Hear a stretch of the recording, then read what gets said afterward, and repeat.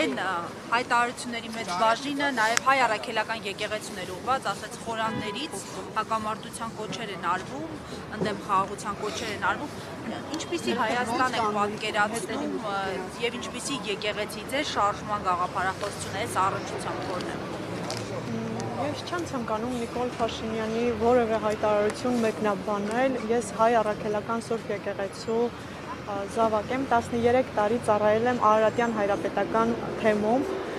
հենց Նիկոլ Փաշինյանի պատճառով ինձ հեռացրել են թեմից, որովհետև երբ որ Նիկոլ Փաշինյանը Սուրբ Սարգիս եկեղեցի եկավ եւ հրահանգեց զեղչել Վեհափար հայրապետի անունը, մենք երիտասարդներով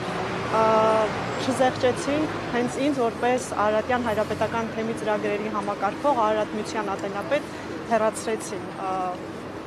երևի այսքան է այս պահին։ Դուք ձեր քայլերով, այսինքն ապացուցել եք։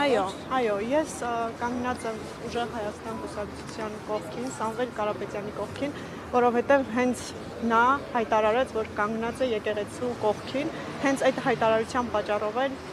ինչպես տեսնում եք, նա դարավ քաղբանտարկյալ։ Իսկ տեղյակ եք հիմա ինչ տրամադրություններ են թեմում։ Չմեկնաբանեմ այս պահին։ Երիտասարդները եկեղեցու մեջ են, եկեղեցու կողքին են,